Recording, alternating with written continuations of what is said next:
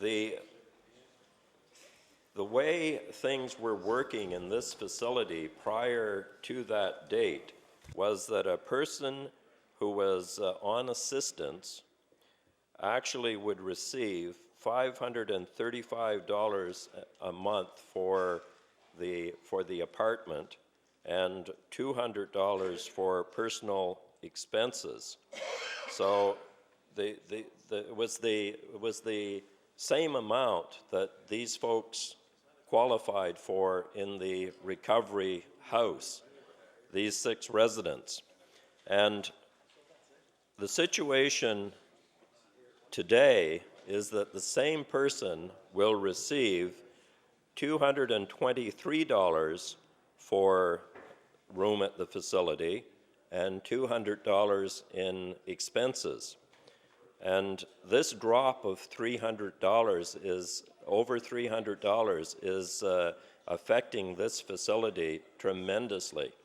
And yesterday I was there with media and with the owner of that private facility, and also with some of the residents.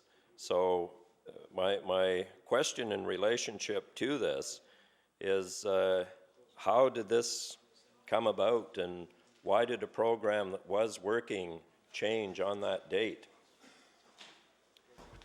The Honourable Minister of Community Services. Thank you very much, Mr. Chair, and to my honourable colleague, the next step recovery program is indeed one that provides an invaluable service. We know that these recovery programs, Mr. Chair, are extremely important. We also know that there's a necessity for there to be more than simply one department that owns these responsibilities, Mr. Chair. I know there's been some discussion on the floor of this chamber prior to this conversation about ensuring that funding stays committed. And so core funding, Mr. Chair, to the agencies and the programs that we're discussing, the recovery programs, is indeed essential. What my honourable colleague brings to the floor is not a question of the core funding, Mr. Chair, but it's about the per diem rates. And I believe that if we had the opportunity to discuss at length, Mr. Chair, outside the chamber, we could come to a better understanding of the per diem rates that would have been provided through the disabled shelter allowance versus a payment of a per diem of a non-disabled shelter allowance. So, Mr. Chair, I would invite my colleague to bring this issue to my attention outside of the chamber so we can have a full discussion and to bring in senior staff, if necessary, to have a full understanding of the funding scheme and the funding challenges that he referenced. The Honourable Member for Pictou East. Mr. Chair, that would be very appropriate because I have been told that I'm running out of shared time. So I would like to follow that up with the Minister. I have a number of other questions in relationship to it. And I also had a series of questions in relationship to Summer Street Industries and some of the funding shortfalls there. Some information on an audit and some problems that they were having, and the 19 people who are on a waiting list there, and they expect that list will grow to 40 people by 2012, so by 2012. So anyhow, my shared time is in fact gone, but I would like to follow these up with the Minister on a personal basis, perhaps tomorrow or when the estimates are finished. Thank you very much, and I will share the time. I now recognize the Honourable Member for Dartmouth South, Portland Valley. Thank you, Mr. Chair. Just 2 fairly quick questions. I'm interested in the budget for the Disabled Persons Commission, and unlike other commissions and secretariats, I struggled to find it, but apparently it's included in the corporate, page 4.4, the senior management page of the department's budget. So I'm wondering, first of all, why doesn't the Disabled Persons Commission have its own budget line? And secondly, could you give me the estimate and actual for last year and the estimate and forecast this year for that particular commission? The Honourable, the Minister of Community Services. Thank you very much, Mr. Chair. And I believe if my honourable colleague would reference page 4.5 of the supplement, she will find commissions and agencies as a line item on 4.5, and that would be where we would find the Disabled Persons Commission. The specifics of the dollar figures we are working on right now, Mr. Chair, so if she will just give me a couple of moments, we will attempt to bring up those specifics, and if indeed we can't under her allotted time, I'd be pleased to provide my colleague with those at a later point when they're able to access them. The Honourable Member for Dartmouth South, Portland Valley. Yes, if you could provide that information as soon as it's available, I would appreciate that. So I'm now sharing my time with with my colleague from Cape Breton Nova. The Honourable the Minister of Community Services. Respond. Yep, I would, Mr. Chair. Page 4.5, as indicated, commissions and agencies, staff have confirmed that indeed that is the line item. So the estimate to forecast, as indicated there, and you will see the estimate for next year shows an increase, and that is to reflect increases in travel cost and salary increases, Mr. Chair. Chair will now recognize the Honourable Member for Cape Breton Nova. Thank you, Mr. Chair. And first of all, I'd like to say to the Minister that my relationship with the department in Sydney has improved quite a bit over the last year or so. And my relationship with the Minister's staff has been great. Anytime that I've asked questions or anything else, they've always been there for me. So I thank the Minister and thank her hard-working staff, because this is a very stressful department to work in at the best of times, and there's so many things that we should be doing for poverty and people that are less fortunate than ourselves and people with disabilities. So I would like to first know, my first question to the Minister would be, are the caseloads for caseworkers in Cape Breton higher on the average than here in any other part of the province? The Honourable, the Minister of Community Services. Thank you very much, Mr. Chair, and I want to welcome my honourable colleague to the debate and discussion. I was wondering when he would appear, and I look forward to the time that we will spend together, Mr. Chair, over the next little while. And we are more than anxious to chat about the issues that I know. And in all seriousness, Mr. Chair, my honourable colleague makes the statement about the improved relationship.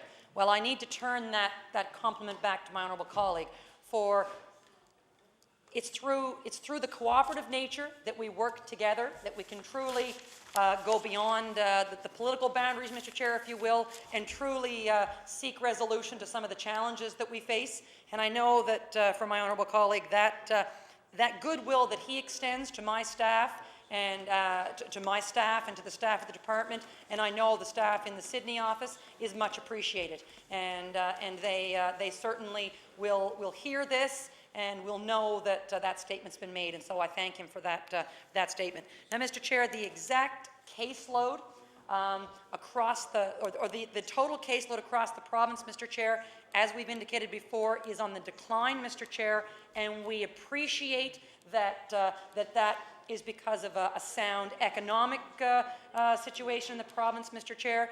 The great work that's being done at employment support, Mr. Chair, to provide opportunities for individuals and families to go back to work. Mr. Chair, the exact number of cases at the Sydney office, I don't have at my disposal right now, nor do I have a ratio of caseload for caseworker, but I'd be more than happy to get my regional administrators to get me that information. I'd be more than pleased to provide it to my honourable colleague. The Honourable Member for Cape Breton Nova. Thank you. Thank you. My next question would be along the same lines. I'm wondering if the Minister could tell me that, is there any other regions in the area in the Department of Community Services? Is the Sydney office the only office that has a caseworker assigned to single persons? Or is that a standard policy within the department? Or is the Sydney office the only office that has a caseworker assigned to single people? The Honourable, the Minister of Community Services.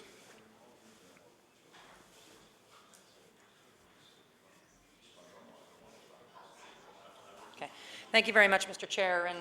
And it's my understanding, as my honourable colleague brings this question forward, that it's one that he has brought forward before, and it's my understanding through staff that there is no policy directive that dictates that one caseworker deals with a certain clientele, that there would be variances across the province, Mr. Chair.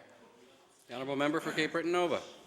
Thank you. Now, I'd like to switch gears a little bit here, and I'd like to go on to the ask a question about today the high needs of children coming in care, in foster care. So I'd like to ask the Minister, has there been an increase in the budget to foster families in Nova Scotia this year? And if so, what is that increase? The Honourable, the Minister of Community Services. Thank you very much, Mr. Chair. And there's no question that the issue of foster families is one that pulls at the heartstrings, Mr. Chair, of each and every one of the members in here. And I made reference before, Mr. Chair, that I had met with the Nova Scotia Association of Foster Families just a little over a month ago, Mr. Chair. I heard them and their concerns. Their concerns around their per diem rates, their concerns around the stresses and the additional challenges that come along with foster family care in Nova Scotia today, and of course across jurisdictions. We're extremely fortunate here in Nova Scotia. We have the Canadian chair we have the chair of the Canadian Association of Foster Families here in Nova Scotia, and it was very interesting for me to have a discussion with her. As she explained to me that in Nova Scotia we truly are very, we're looked upon as being very progressive, as being very creative and leaders when it comes to foster family initiatives and foster family structure all across the country, Mr. Chair. So that was very rewarding to hear, particularly about rates, Mr. Chair. Last year, of course, the government provided a 5% increase to the foster family rate, and I was very pleased, Mr. Chair, to be able to inform the association that effective April 1st of 2007, their mileage would be increased, Mr. Chair, to the provincial rate. The Honourable Member for Cape Breton Nova. So I take it that means no rate increases to the families. I guess I'm just trying to find out if there's any, because some of the youth that are coming in today are high needs, and they take special care. And it takes a very good individual and a very special individual to want to do this type of work. But I was just wondering, with no increase to their actually per diem rate and increases for some of the needs that the children that they have in care, by giving them the same rate as we get for our mileage, I don't think it's going to help them too much in the every day taking care of their families and children that they're looking after.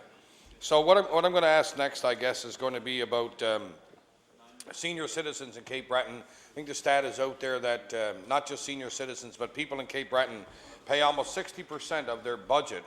Almost 60% of the people in Cape Breton pay more than 30% for rent in the area in Cape Breton. And that's that's the highest stat of anywhere in the country. I think it was 59.2% in Cape Breton. And that's the highest percentage that they're paying out of their income for rent anywhere in this country. And with the high unemployment in Cape Breton, I'm just wondering now, and going back to, could the Minister tell me, with all this going on, could she please tell me how many new units were built in the affordable housing program in Phase 1 in Cape Breton that are actually built? The Honourable, the Minister of Community Services. Thank you very much, Mr. Chair. And of course, it's important that certainly that I don't mislead my colleague, that the mileage increase for the foster families certainly is for the foster family to offset some of the pressures that the families find themselves with the ever-increasing challenges, whether it be medical appointments or school issues or appointments for other needs that pertain to the care of the foster children, that of course that is what the increase is intended for. So I didn't mean to allude that it was for outside it's for the family itself. And as well, Mr. Chair, the budget for the maintenance of children, of course, on page 4.8, line item specifically references the increase from 68 million, Mr. Chair, the estimate of 2006-2007, to an increase of over 70,000 for, did I say 70? Yeah, sorry. To an increase of over 70 million. Mr. Chair, it's getting late, and the numbers are starting to all gel together. And I know my colleague's antsy to get back up on another question.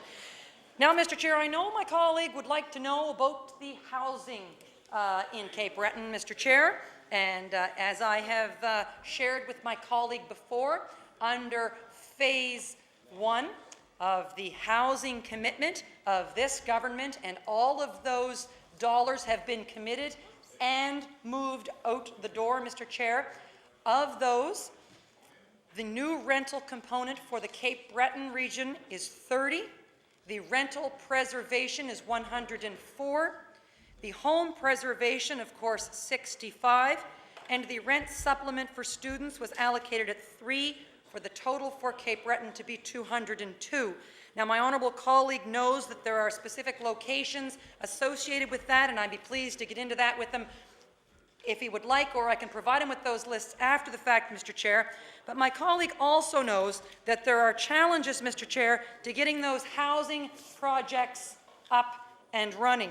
And some of those challenges, Mr. Chair, came from factors that were outside of our control. The construction industry, the challenges that came along with labor issues, Mr. Chair, of getting projects completed. We allotted the dollars are there, and Mr. Chair, unfortunately some of our developers found challenges. In particular, the projects that have been completed, which figure 273, Mr. Chair, my colleague will be well aware that of those new projects, 4 of them were in Cape Breton and Arichat. And Mr. Chair, my colleague would be aware that the units in North Sydney and the units in Sydney have not been completed to date, Mr. Chair, and I am pleased to indicate that the chart that I have, Mr. Chair, that I'd be willing to share with my colleague, indicates that the Sydney 104 units have a completion date of May 07. So, Mr. Chair, I'm sure that my honourable colleague will remind me of this if the May 07 date is not completed on time, and I know that he would be more than pleased to bring that to my attention, as well as the development, Mr. Chair, in Sydney Mines for 20 units, Mr. Chair, is of course a project that's had some challenges with land issues, and we're aware of that. I believe DNR is working to resolve that issue, Mr. Chair, that there are some complications there with the land component, Mr. Chair. The honourable member for Cape Breton Nova. I'm well aware of the challenges in North Sydney. The New Deal Development is the name of the association with the 20 units there. And the other ones in Sydney Mine. I think the total I read at the last Community Service Standing Committee meeting was, I saw the slide, I think it was 4 in Arichat, a few in Sydney Mines, and then a 20 in New Deal Development. So right now we have had 4 completed units in Cape Breton in 3 years in Phase 1 of $39.2 million, and we've only had 4 new rental units in Arichat.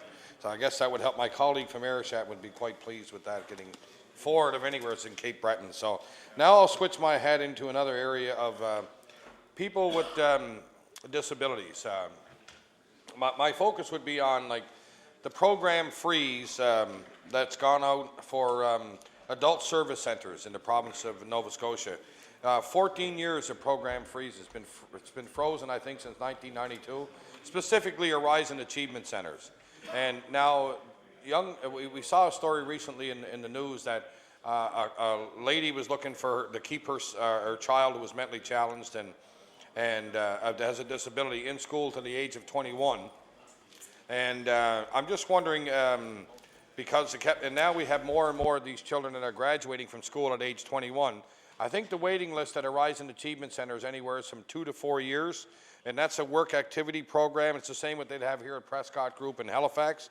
I'm just wondering if the minister has any opportunity or anything else to discuss this with a Horizon Achievement Center to find out if there's going to be any new, if that program fee is going to be lifted so we can accommodate these young adults that are coming out of school that have so many difficulties and give them a place to go, help them with their self-esteem and make them feel good about themselves. I wonder if that program freeze is going to be lifted. It's been 14 years and I'm just wondering if that's going to be lifted. The Honourable, the Minister of Community Services. Thank you very much, Mr. Chair. And you know, Mr. Chair, we've spoken often over the last few days about the importance to have communication and collaboration with other departments. And Mr. Chair, this is one of those opportunities where I have worked very closely with the Minister of Education. We recognized last year that there was a challenge when it came to funding for some of these programs that was not being renewed through Service Canada. Again, we took that responsibility on. We ensured that those programs stayed in place, Mr. Chair, and we were pleased to be able to do that, not because we believe it's our responsibility to pick up where other levels of government don't, but we knew that it went beyond finances, Mr. Chair. It went to the individuals and their families. And so we were pleased to be able to make sure that those programs continued. My honourable colleague brings one particular program to the floor, and while I don't have the particulars on the funding to that program, Mr. Chair, I do know that we recently completed a day program review, and Mr. Chair, we will be moving forward, working in collaboration with the Department of Education to ensure that when possible, Mr. Chair, we are able to expand the spaces at these programs, at these day programs. We all have a variety of them. Most of us do, Mr. Chair, in our community. We know the valuable service that they provide and the very important lifeline that they provide for those clients, those individuals who find themselves in those programs. So we have committed to having that full review analyzed, looked at, to ensure that the programs are maximized to the best of our ability, Mr. Chair, and we'll continue to do that on a regional basis and on an individual program basis. The Honourable Member for Cape Breton Nova. I guess the program I was referring to, I guess, would be Community Supports for Adult program is the one that I was interested in there, in that one. And I guess being a parent of a child that's in those programs, I understand that the anxiety by other parents waiting to have their children in those programs. So it's very difficult to arrange services for a child of that nature, and I know the importance myself as a parent of a child that attends a program like that. So, okay, now I'll switch, I guess, to something that's near and dear to my heart is as asbestos in public housing.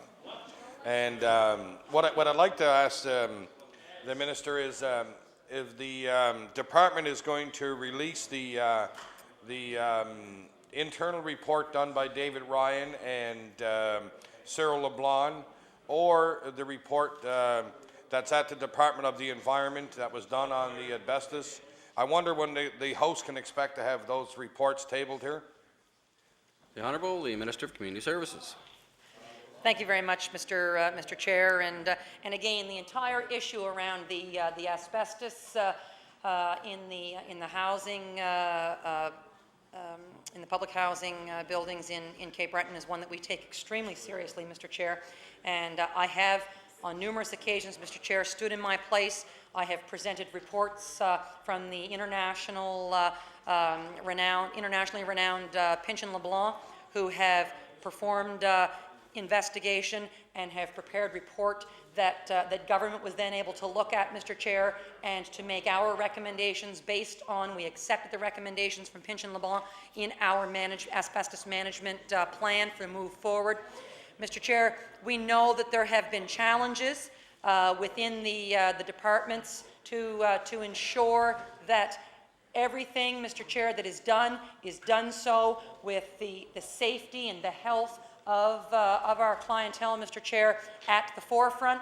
Mr. Chair, my honourable colleague brings forth the issue surrounding specifically the report that Environment and Labour are in possession of. And Mr. Chair, I have stated before, and I remain committed to ensuring that what we do in our department is extremely important to secure and ensure the health and safety of our clientele.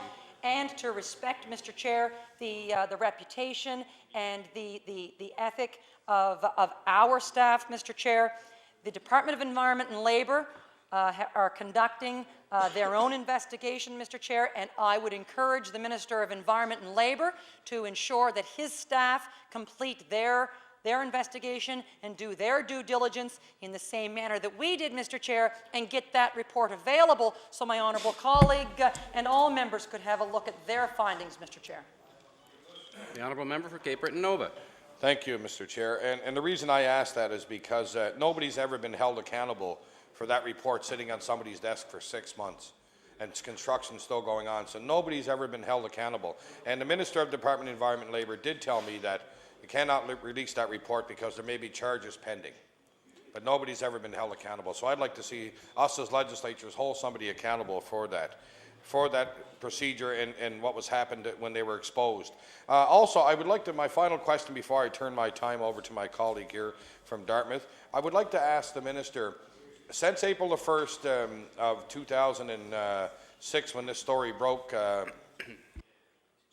when I broke this story in Cape Breton, I guess I could say in a sense, is that I would like to know how many people have moved back into those units.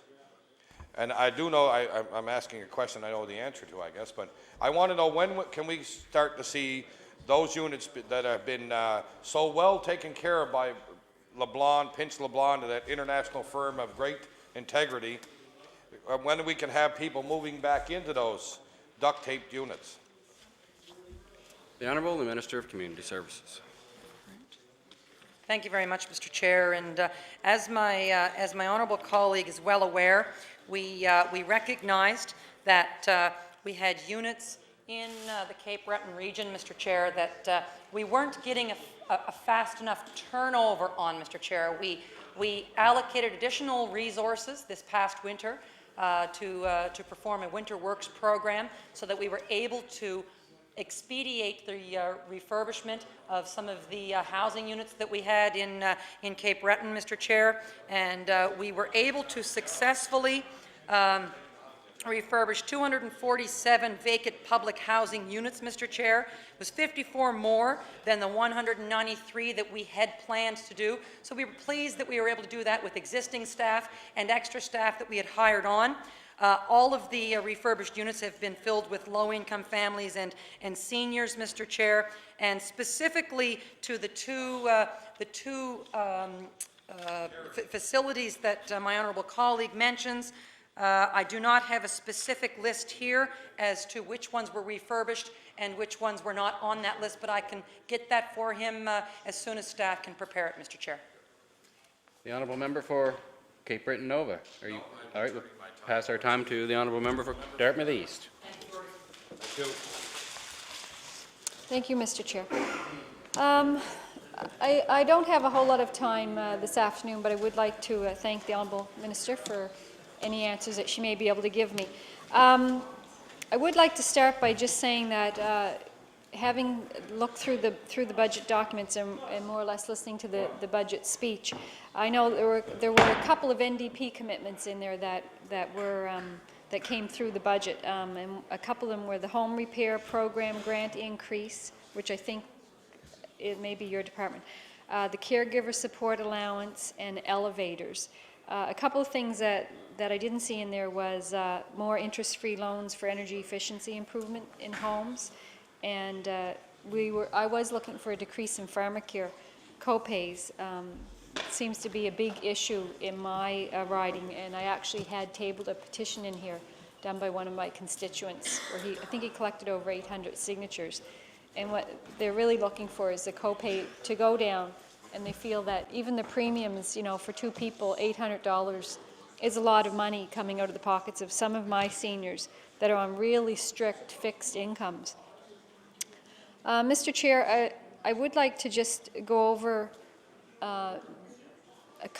some of the issues that I come up across, and what I did is I went through just the case files from even a month or so ago that I had just a summary done up on each of the cases in my constituency, and just sort of tried to highlight which ones related to community services. And sometimes it's a bit confusing which department really is handling some of these things, because when you're talking about home repairs, you've community services, you know, it doesn't always make sense.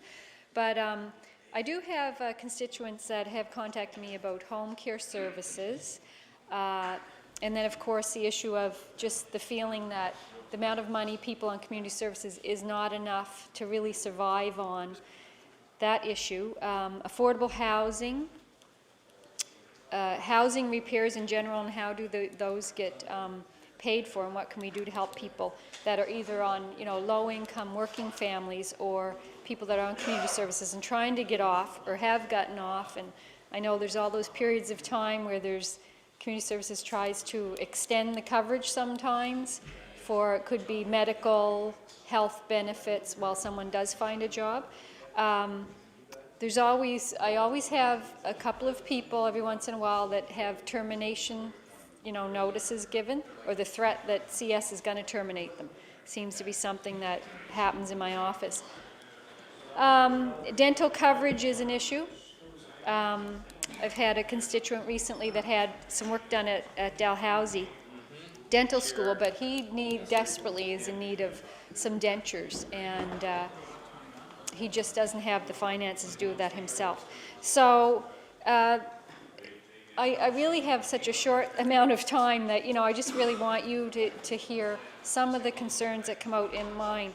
And I think one of the saddest things that I had happen, and just to let you know, because I don't know if we ever talked to you about this, was we had a family that arrived in my riding from Cape Breton, and they were escaping from a violent situation there, and they really just didn't have time to throw anything together. They sort of, you know, got on a bus, literally, and ended up there.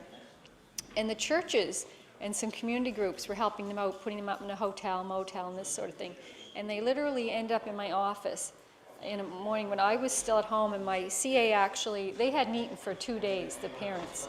I mean, I guess these are the kinds of things that, you know, I'm concerned about that are out there.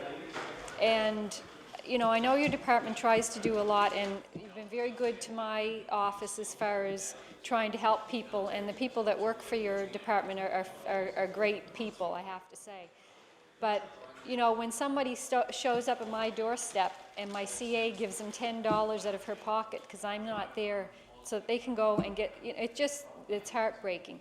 And so, you know, I also, you know, would like to, wish I had time to talk about the foster parents in our province and what a great job they're doing, and how I know they're struggling to provide for the children and the youth in their care. And I know the amounts haven't gone up for, you know, quite a while, and if they have, it's by a tiny amount. And I know it's so important, you know, for us to help these people that are doing such a great thing for our province. So I don't know if there's a question there or anything you can enlighten me with. I'm really not, you know, here today to really do, to ask questions, more to know if you're listening to what really is going on. I know you probably spend a fair amount of time in your constituency office and wondering, do you face, you know, are you hearing the same kinds of problems we are?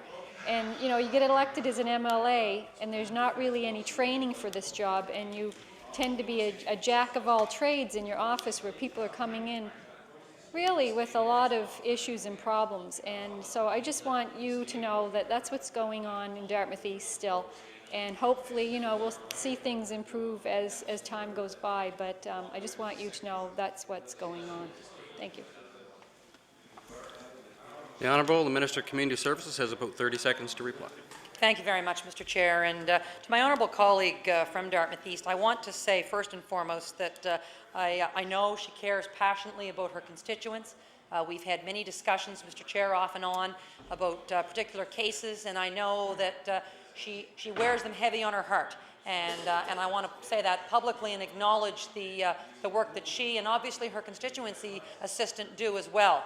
And the challenges that we all find ourselves in are not necessarily the ones that are the easiest for us. I will, as a final note though, Mr. Chair, to my colleague, I will invite her to come and meet with me at any time. Meet with me, my senior staff, the staff in the department, to have a better understanding of what programs she and her constituents might be able to access, Mr. Speaker. Order. The time for has expired. I'll now invite the Honourable Minister of Community Services to bring closing remarks. and move her resolution.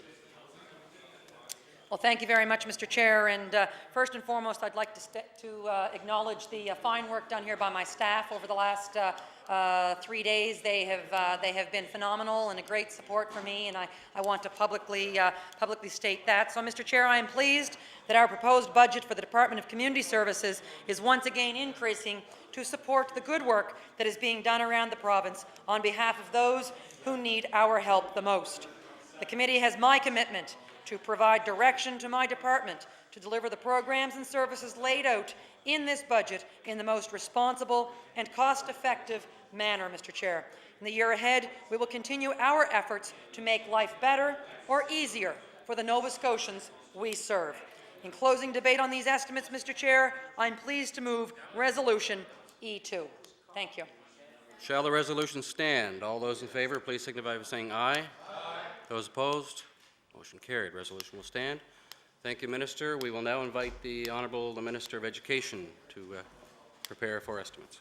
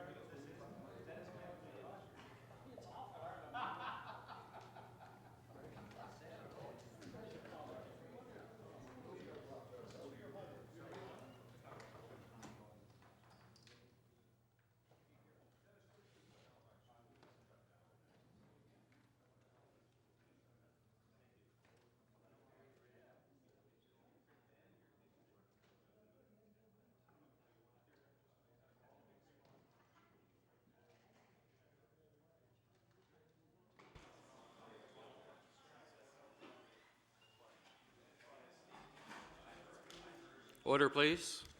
I'll call on the Honourable Minister of Education to bring opening remarks and thank her staff.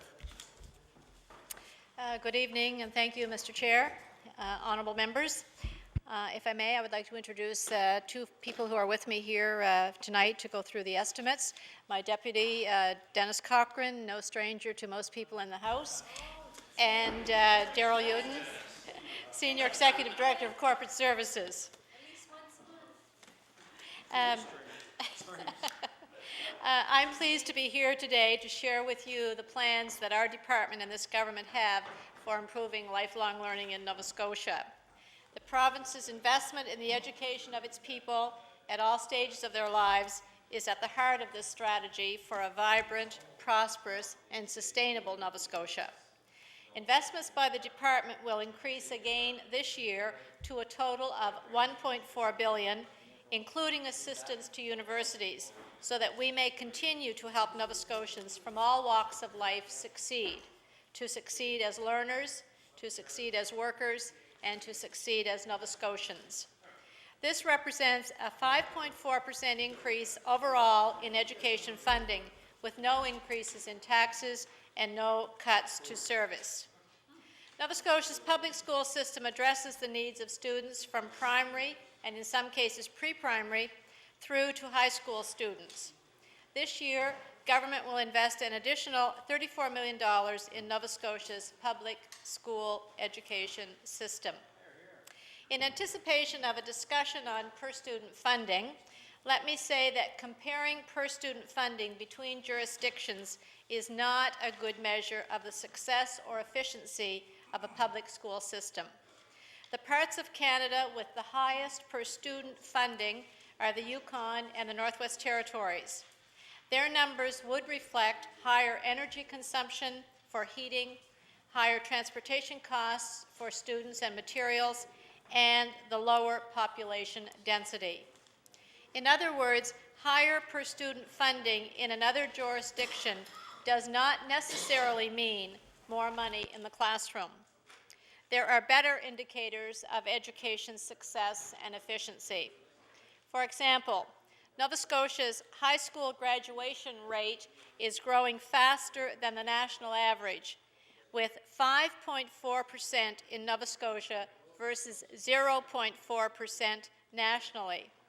In addition, our educator-to-pupil ratios are at the national average.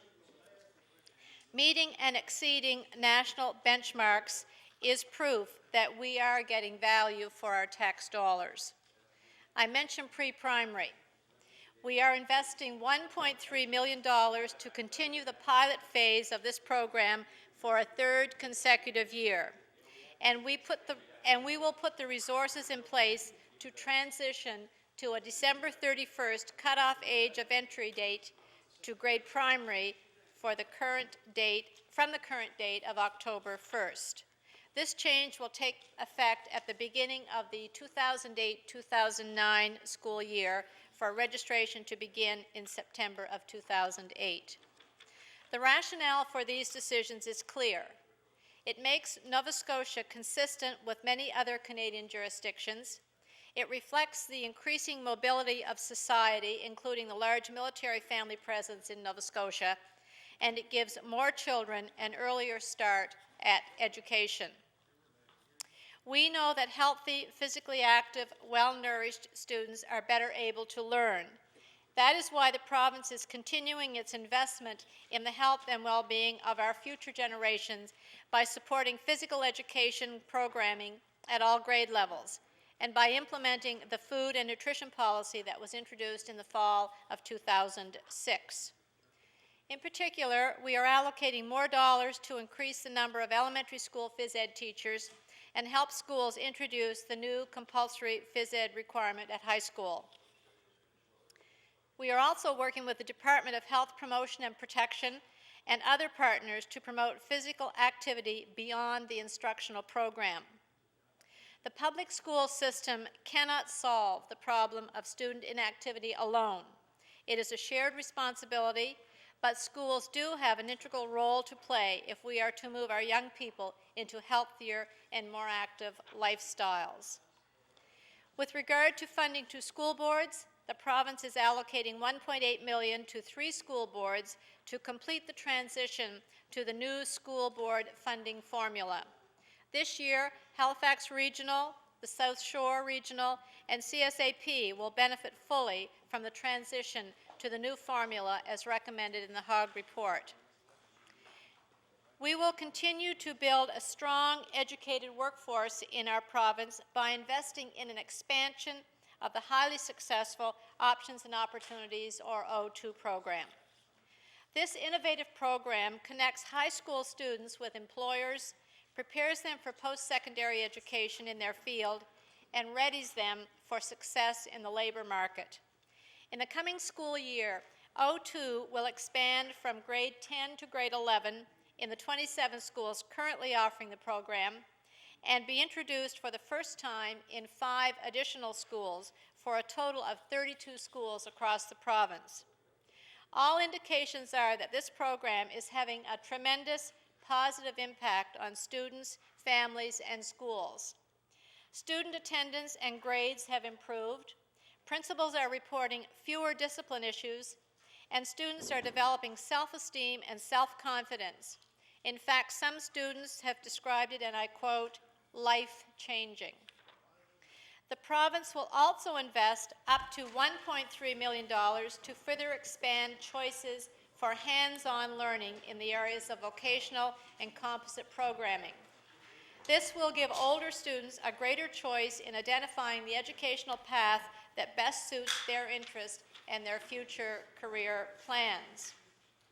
When implemented, the new programming will offer students trade-specific opportunities for learning in the areas of metals, wood, plumbing, pipe fitting, and electrical studies in connection with the Nova Scotia Community College.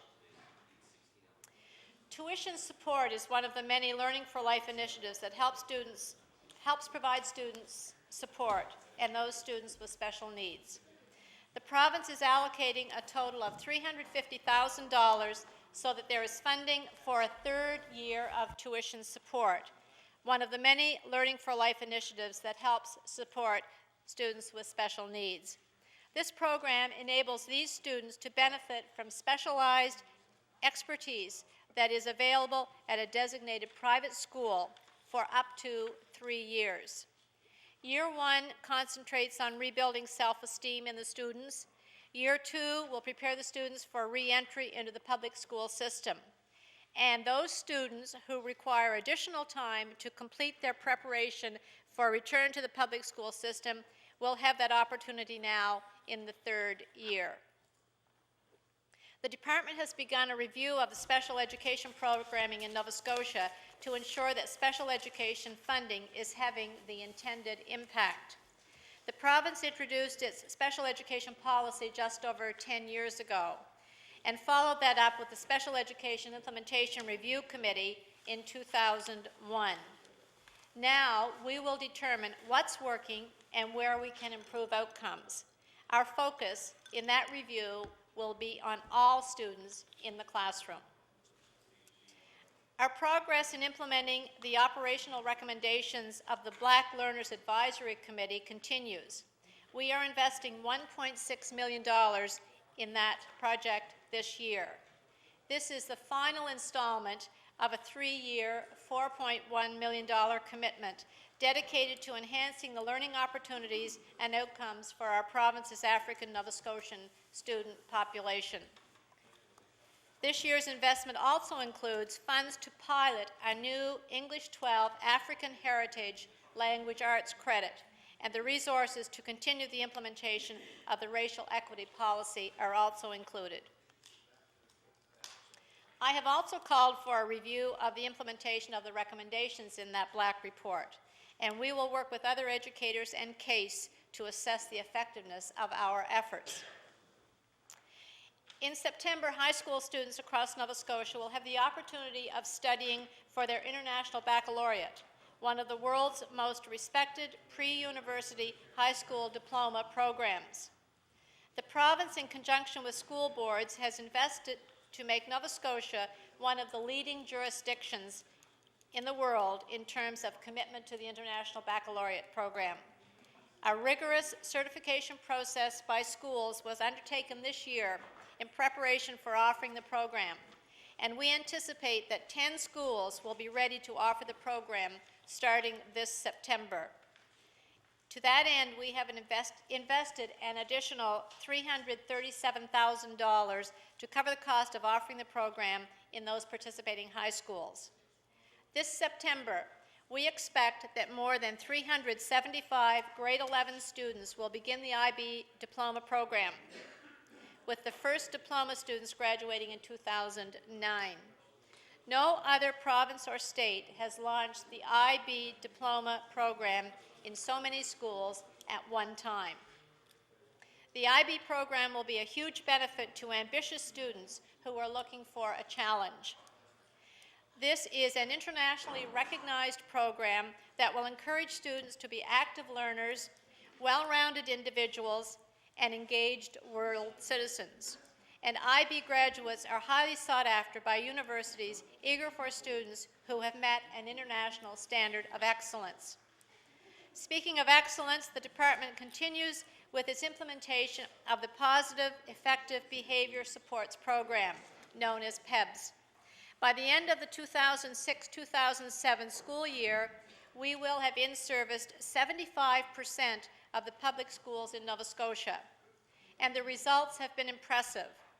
The initial PEBS pilot showed a 50% reduction in the number of students being sent to the principal's office. Across the province, teachers and principals interact with students and their families every day. They know their students, their families, and their communities better than anyone else. Armed with the information the PEBS provides, they will be better prepared to take action that makes their school safer and more productive. We remain committed to a comprehensive student information system when we can better afford it. In the meantime, schools and school boards will maintain statistics for such things as attendance, suspension, and student progress. On the capital front, the province is committing $58.5 million to enhance the province's investment in healthy, sustainable school facilities. The Additions and Alterations program will improve major school building components in our efforts to address building conditions, environmental, and program issues. In a few weeks, Nova Scotia will begin to take delivery of the first provincially funded school buses that include the integrated child safety seats. All of the 66 buses on order this year will have 8 safety seats, and this exceeds the new standard established by Transport Canada. On March 21st, I introduced Bill 145, which would improve the school review process in Nova Scotia. If passed, the amendments contained in Bill 145 would give communities a clear and transparent criteria for school reviews and a stronger voice in the process. Moving on to higher education.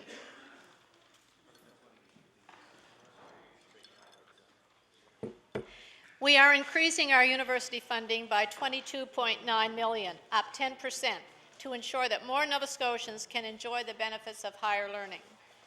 $12.5 million will offset the 3.9% tuition increase scheduled for 2007-2008 under the Memorandum of Understanding between the universities and the province.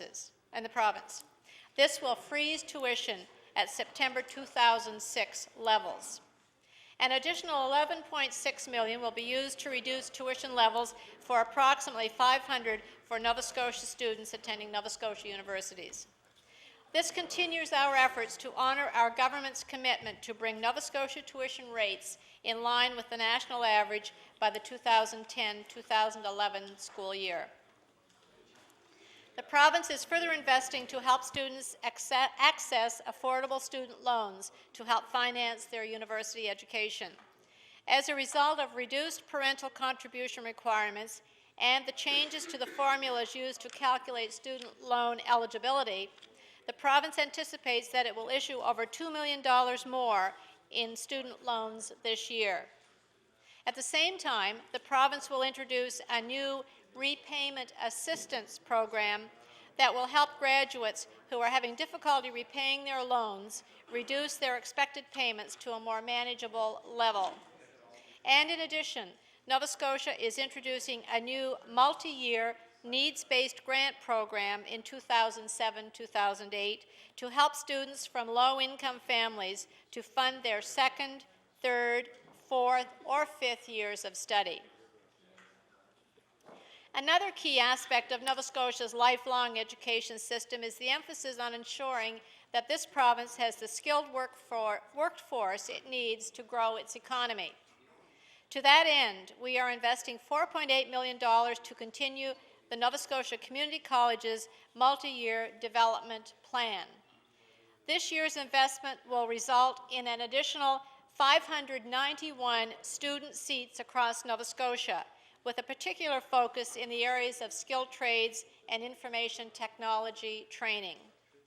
With this year's investment, the college's aggressive growth strategy will have seen enrollment increase by over 2,000 students since 2002-2003 to just under 10,000 students registered. Overall, the budget of the Nova Scotia Community College system will increase by an additional $13.5 million this year. That is a 15.9% budget increase. In addition, we are investing $3.6 million in strengthening Nova Scotia's apprenticeship training system and making it accessible to more people. Nova Scotia's skilled trades workforce will form the backbone of this province's economic growth over the coming years, and this is an area of tremendous employer demand.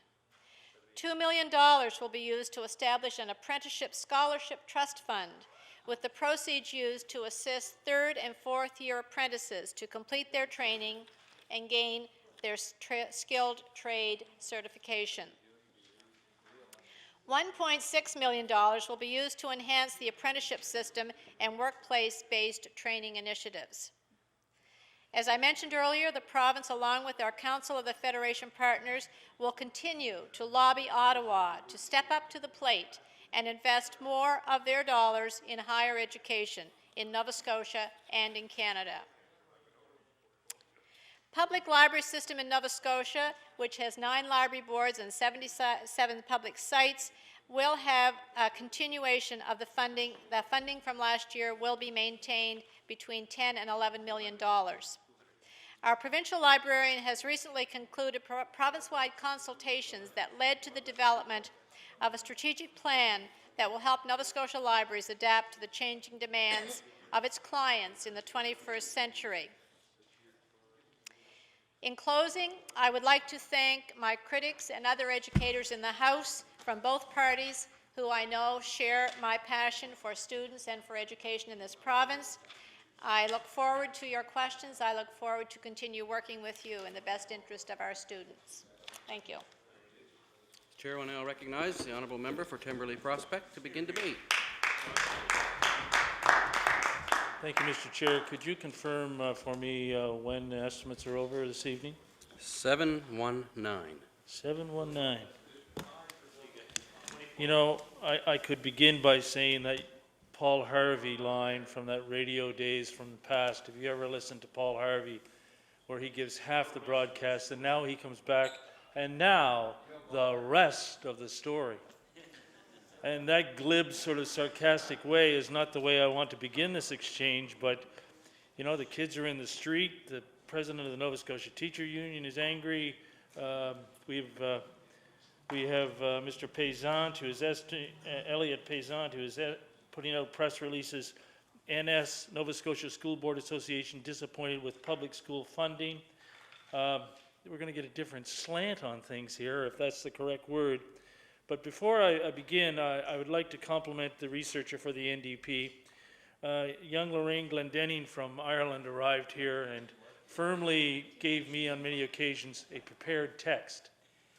Giving the MLA from Timberlea Prospect a prepared text is impossible. It's impossible for two reasons.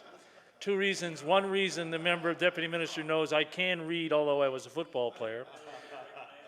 But I would like to, at this time, thank Lorraine Glendenning again for giving me a prepared comments. High definition, big print, so I can read it. And she sits in the audience as I very conveniently sort of fold it and put it away.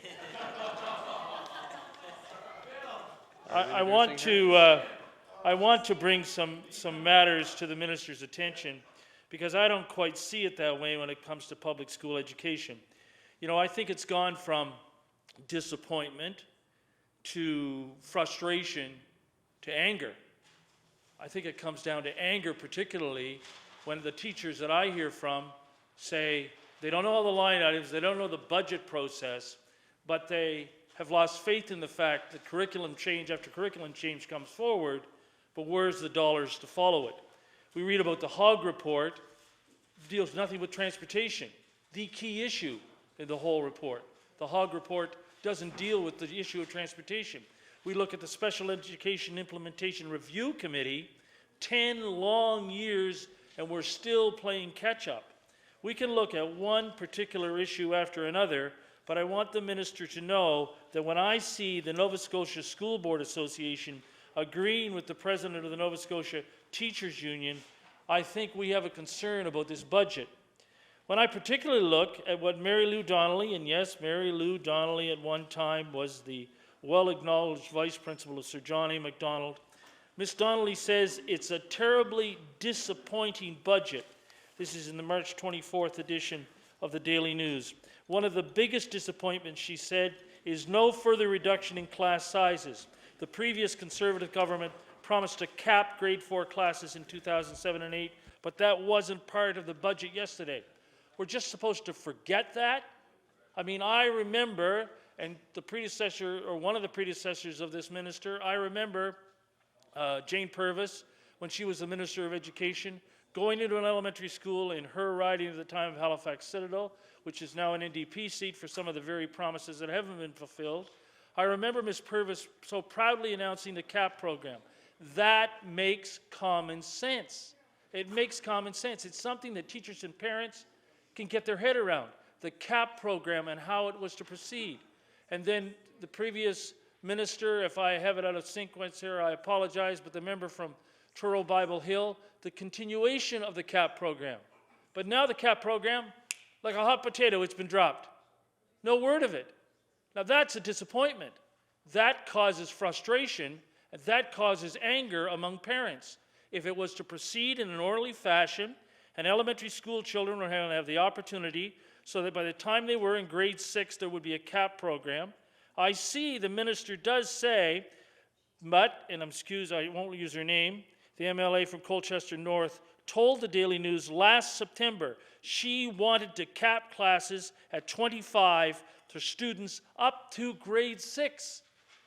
It's not the question I'm going to start off with because I have a few other comments to make before we come to 719. What happened to that commitment to the CAP program? What happened to it? It is, after all, the nuts and bolts of the school system when it comes to how things are being done. It's not rocket science. We all know the recent edition of the Sunday Daily News pointed out the success of the math program at Bedford South Elementary School. And the teacher who was interviewed said in that interview, if you saw the article, very simple, low class sizes at my elementary school as opposed to class sizes in other elementary schools that are having problems with math. But now it's conveniently dropped. That thud we heard in the middle of the budget was what happened to the CAP program at the elementary level up as far as grade 6. What happened to compulsory physical education? A commitment that was made with great fanfare. Compulsory physical education. Now at the time, I remembered being asked for comments. The question that I had was, my God, they'll never be able to meet that deadline. The resources, the teachers. No, we're going to have compulsory physical education. It's an important part of the high school program, but now it's been delayed. I mean, the very thing, the foo-for-ah that was around an election promise and what was going to happen as we heard about the healthy lifestyles, all of the wonderful things about the importance of a physically active lifestyle, particularly with teenagers, but compulsory physical education has been delayed. I must share with my friends from my caucus, I told you the reasons it would be delayed. We knew it was an election promise. We knew it was something that wasn't going to be fulfilled. And this is where you go from the disappointment to the frustration to the anger.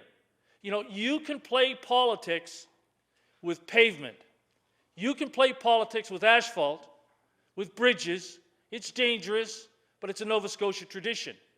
You should not play politics when it comes to education. You should not make commitments that are not financially viable.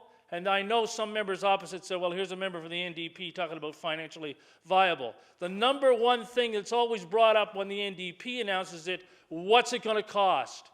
What's the cost for this particular issue?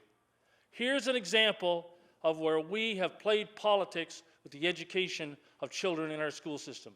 The CAP program, the progression to grade 6, and now, of course, we look at the compulsory physical education program that has been delayed. It's been delayed. I want to turn to Elliot Paysan's comments, though, and I think it's important to get them in the record. The Nova Scotia School Board Association says in this press release, not only is there no new money to fund new initiatives, this budget announcement includes barely enough to ensure that current programs will continue. Mr. Paysan's words, not mine. Mr. Paysan's words, who says more and more the dollars aren't there when it comes to curriculum changes. So we have Ms. Donnelly from the Teachers Union, Mr. Paysan from the Nova Scotia School Board Association, and today we had kids in the street. We had kids who came up from Middleton, and my compliments to the minister for speaking to them. My compliments to the other members of the staff present at that time. My compliments to the member from Annapolis, Digby Annapolis, for making sure that the concerns of those students from Middleton were brought to the minister's attention. But having listened to the comments and looked at the itinerary here of the Middleton School, and heaven forbid that I would try to read it with the size of this print, but when we look at what these people have been putting up with, and I say these young people have been putting up with, I mean, I think it's noteworthy for all members of this House to look and to see what Middleton Regional High School students have been putting up with when it comes to their gymnasium or their band program. And if you saw the 6 o'clock news, as I did this evening, and you watched the coverage with CBC, they were in the member from Kings West constituency, I believe, the Somerset School, where we have kids in that school who don't have the proper facilities for any kind of physical activity. The promises were made, but the promises have not been kept. So you can see why parents, why school administrators, and of course, why teachers' union people are not just disappointed, they are not just frustrated, they're angry, because the public school system has certainly not been a priority in this budget for this government. And I know the Deputy Minister has suffered through these so-called lectures before, and I apologize for the fact that I'm on a bit of a rant, but I'm concerned about the fact, no, I don't apologize for the consider I'm on a rant, I do it all the time. I'm concerned about the fact that teachers are in contact with me. I make comments about them, one particular one, and I'm going to come to a question here in a moment, I promise you. I come to this all the time, you know. Curriculum development, it's such a key thing. You know, I have seen and heard people from the Department of Education, and there are some good people who work in the Department of Education. But you know, Ms. Blackwood and I have always differed on the fact that I have called junior high a curriculum wasteland. A curriculum wasteland. And that's not in an offensive tone, because it's not my language. It's the language of people that I have taught school with. Because for members opposite, they should know that once I was a high school teacher and a high school administrator, I made the career change, and a wise one, to go to junior high school. And my friend from Kings West and myself often talk about what happens in junior high. But I would like to know, when we look at curriculum development, and this is a specific question that perhaps can't be answered at this time, but I want to point this out to people who are listening, people who are watching this on TV. I want them to know that when it comes to curriculum development, from primary to sixth, there's program after program, and idea after idea, and issue after issue that comes up. The parents are engaged, the kids are keen, the teachers, of course, are keen and want to have a good start to the first primary to sixth part of a school. Then, of course, they're in grade 10. And I say that because I look at the member from Dartmouth East, and she just begins to realize, he went from grade 6 to grade 10. What happened in there? Well, what happens in there is junior high school. And junior high school is neglected. My question is simply put, it's unfair at this stage after these comments. I would like to have a breakdown of the amount, dollar for dollar, for curriculum development for grades 7, 8, and 9 in this province, in the Department of Education. Because junior high teachers are under the opinion, junior high parents are under the opinion that those children in those grades are neglected. So with those comments and lack of focus, I will bring forth the fact that that's the first question that I have. I have some others, of course, during my comments. But is it unfair for me, as the education critic for the NDP and the MLA from Timberley Prospect, to bring forward the concern from junior high teachers in my constituency who consider junior high school grades 7, 8, and 9 neglected when it comes to curriculum development? The Honourable the Minister of Education. Thank you, Mr. Chair, and thank you to my critic for raising some very important issues with respect to education, and for the introductory comments. I will respond a little bit to some of those comments before I get to the response to the actual question. But I do want to mention the students who came in from Middleton today, and I think the compliments should go to the students, because the students conducted themselves in a very respectful, orderly manner. When I was speaking, you could hear a pin drop. They were listening, and that tells me that they are fine young people. And I did comment and compliment them that they were the leaders of our province standing before me. I had an opportunity to speak to them. I invited some of them to come in as representatives from the group. We sat down and had very mature adult conversation around the table, and I helped those young people understand the situation that we were in, and I provided clarification so that the information that they had was accurate. And when we finished discussing around the table where we were and where we were going to go, and they were happy with our recommendation and our decision, and they asked me if I would go out and explain that to the students in the street, and I was delighted to do that. Once again, those students listened, they were receptive, and they recognized that two things were important. Number one, that the scope of the project that had been approved had not changed. Number two, that the commitment of this government to deliver on the scope of that project had not changed. And they were willing and understanding, and they recognize that the delay in their project from now until when we are able to put shovel in the ground is a delay of about 6 months. And I do want to say to all members of this House that I was extremely proud that the young people in our schools conducted themselves in such a mannerly way, and I will be saying that to them in form of a written response.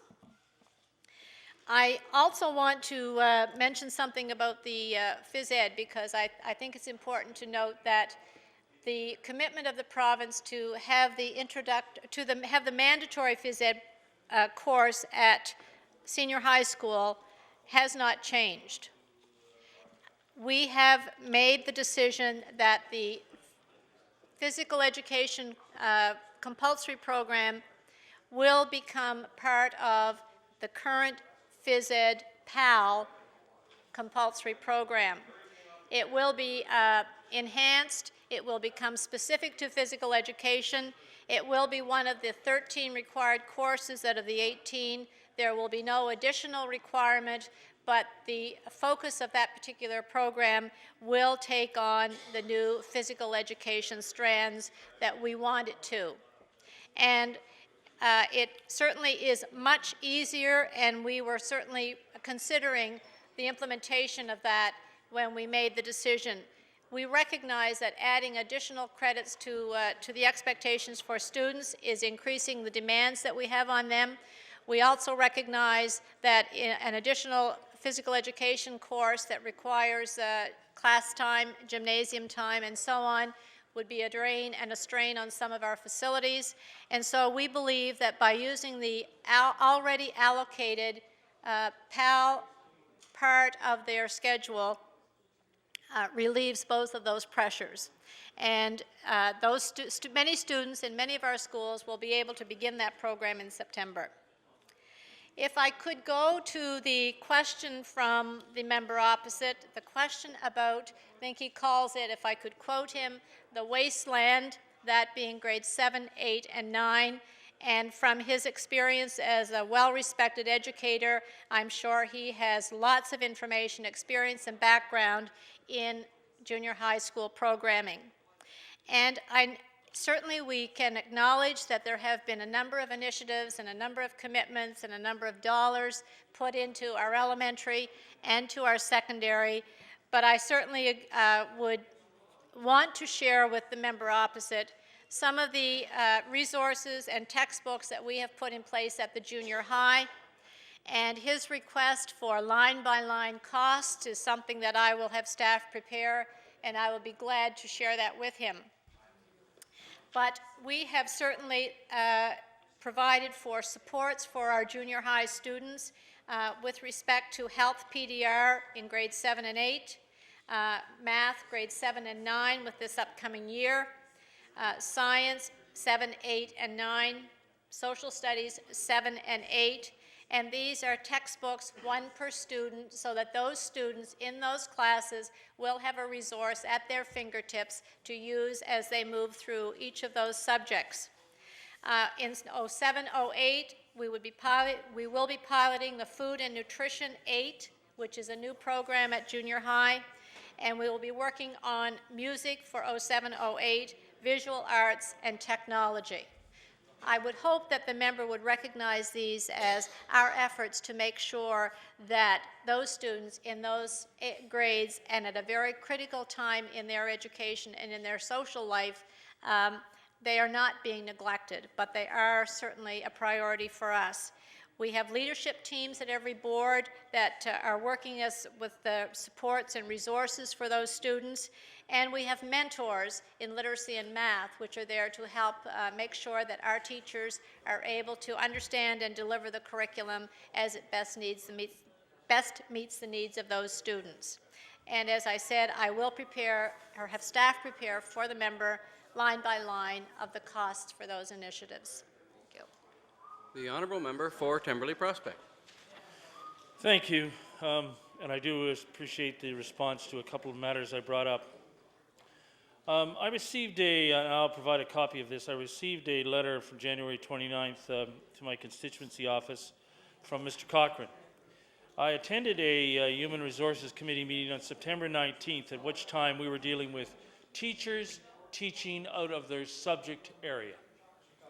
At that time, one of the questions that I addressed to Mr. Cochrane and staff that were present was the necessity of doing an audit of teachers teaching outside of their specialty area, an audit of teaching assignments. Now, at the time, to Mr. Cochrane's credit, he responded that he would, it was something that the department was working on, and it would be something that he would get back to me on. But here is the response, and I think it would be interesting for members of the House might want to see this response. It's been delayed. And that audit, in my view, is key. Because is it an urban myth or not that when it comes to teaching math, that we have the proverbial phys ed teacher teaching math? Is it not time that when this question was asked, that this should be a priority? It should be an obvious priority when it comes to making sure, particularly in the math areas, that we have people teaching math who have a math background. Now, I know at times my comments not only get me in trouble in this House, but they do get me in trouble in Dutch Village Road, because I firmly believe that a teacher is not a teacher is not a teacher. A teacher is a teacher is a teacher is the union mentality when it comes to the fact that anybody can teach math, anybody can teach geography. I'm living proof, I suppose, that anybody could teach history. But when it comes to math, and there are other examples, I question the fact this audit is crucially important to restore parents' faith in this system, particularly to restore the idea being that we do have the expertise in the classrooms to teach math. Why has this audit been delayed? The Honourable, the Minister of Education. Mr. Chair, thank you for the question to the member opposite. And we recognize that we needed more information about teachers teaching out of subject area, and that's what caused the initial review and the report. And the member is correct. Based on the information that my deputy did send to him, we had anticipated that that report would be prepared earlier than it has been. We are projecting the date for that report to be April. However, we want to make sure that the statistics in that report are accurate, because they will be statistics that boards will use when they're looking at their allocation of teachers and the assignment of teachers to subjects within their school. And we recognize, as I said, that we have teachers in small schools that are teaching outside of their subject area, in particular in small schools. And we recognize the challenge that it presents to an administrator when they have their allocation of staff and they are not able to have somebody who has a background in every subject area on their staff. And so I commend the boards and the staff and the principals for doing the best they can. However, we recognize that if that's not what's best for our students, then we have an obligation to look at ways that we can make that better. So we want to make sure that those statistics are as accurate as possible, and we want to make sure that when we do have that report, that boards can use it to help them with their decision-making on staffing. And I would be pleased to and will make sure that all members of the House and the critics do have a copy of that report as soon as it's available. But it will be a useful tool, and we recognize that there are teachers outside of their subject area, and we want to make sure that we can address that in the best possible way. Order, please. The time allotted for debate in Committee on Supply has now expired. I'll now call on the Honourable Deputy Government House Leader. Thank you, Mr. Chair. I move that the committee do now rise and report progress and beg leave to sit again on a future day.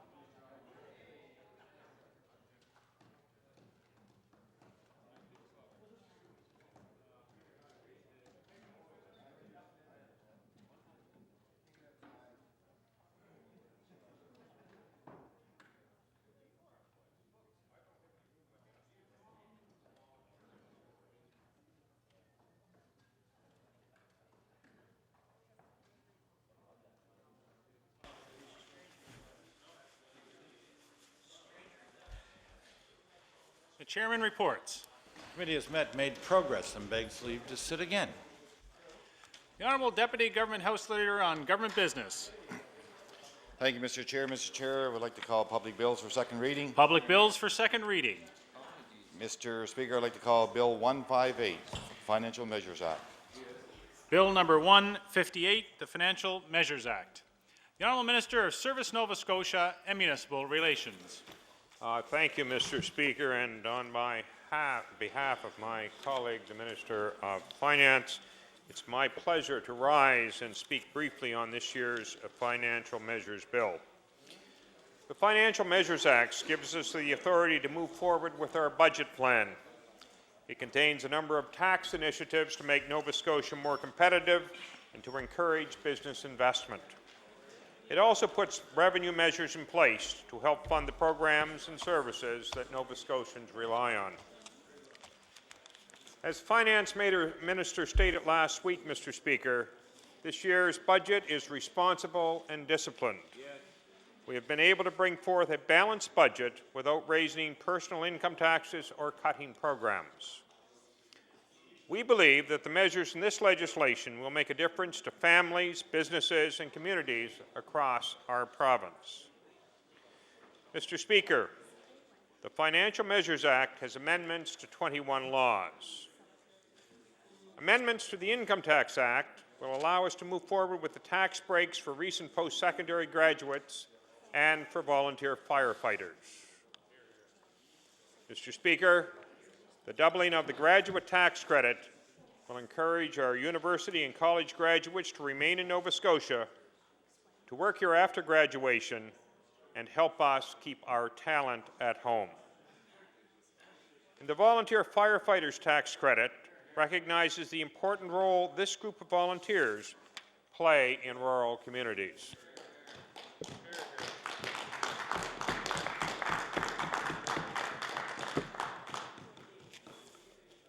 Another important amendment to the Income Tax Act will put in place the Digital Media Tax Credit, which will support digital media producers to encourage them to hire Nova Scotians. This year's Financial Measures Act includes the establishment of the Foreign Convention and Tour Incentive Program. This provincial tax credit complements the new federal program of the same name and will help to restore the competitive advantage to Nova Scotia's tourism industry. There are also amendments to make it possible for all seasonal business operators to qualify for a special tax rate, a tax reduction for the incorporation of an unlimited company, and an increase in the labor-sponsored venture capital credit. Mr. Speaker, measures to increase certain legislated fees and government charges also form part of this bill, such as those pertaining to the reinstatement of driver's licenses, personal property, trust and loan companies, and probate. This is a small but important revenue source. The last government-wide increase to these was in 2004, and the current increase will help us keep pace with the overall rising costs of government programs and services. Another measure included in this year's bill is the increase in tobacco taxes. Mr. Speaker, the 2007 Financial Measures Act encompasses a number of other amendments to various legislations that will see, among other things, certain fees charged under the Freedom of Information and Protection of Privacy Act eliminated. The intent of fees charged under the Security and the Liquor Control Acts clarified. Mortgage payments relating to the construction or refinancing of certain types of long-term care facilities guaranteed. Equal treatment for all four political parties: Progressive Conservative, Liberal, New Democratic, and the Green, as it relates to public financing. The current, Mr. Speaker, and as well the current service deficit of the Public Service Superannuation Plan eliminated, and a variety of housekeeping changes. Mr. Speaker, the changes I have highlighted indicate the importance and relevance of this year's Financial Measures Act. It represents the force behind a number of pivotal budget decisions. It is a good bill, Mr. Speaker, containing good measures, measures that will make a difference to families, businesses, and communities across the province. Mr. Speaker, it is a bill worthy of the full support of every member of this House, and it is my privilege to move second reading of the Financial Measures Act. Good job. Good minister.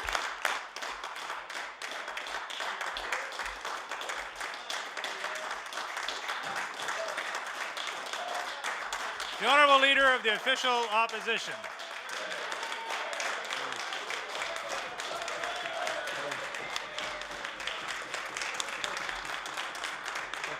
I'm just enjoying this, Mr. Speaker. It's not often it happens.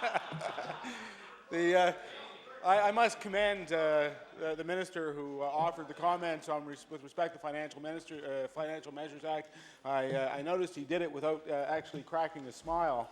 It must have been pretty hard when he talked about the increases in user fees, Mr. Speaker, because I don't know if you've actually seen them, but they resemble a home hardware book. That's how thick the list of the increases are. And he looks after them all.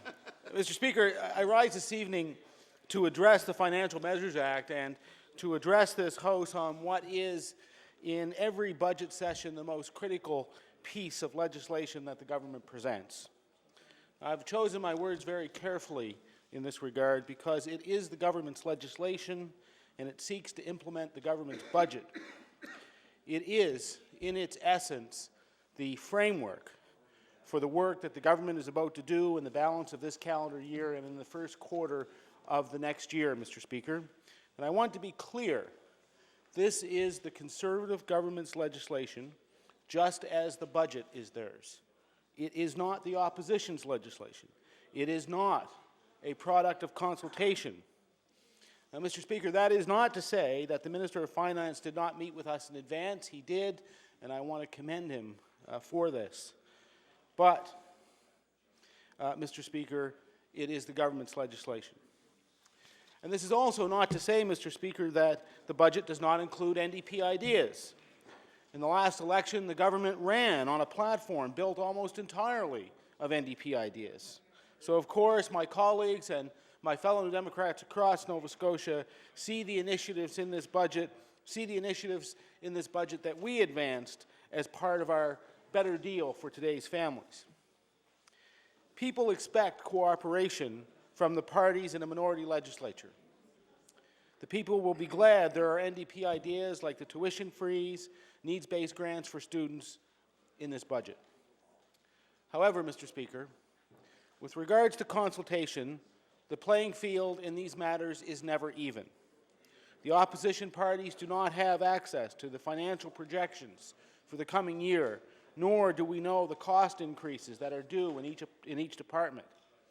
Mr. Speaker, just for example, something as straightforward as what part of the provincial debt financing is due in the coming year and what impact the refinancing will have on interest costs can be significant on either the plus or minus side of the province's books. Mr. Speaker, this is really the first budget of the Macdonald Conservative government, and as such, it has the same disposition as the government that produced it. That is to say, Mr. Speaker, it lurches from one thing to another without vision, without passion, confused and erratic. Seemingly,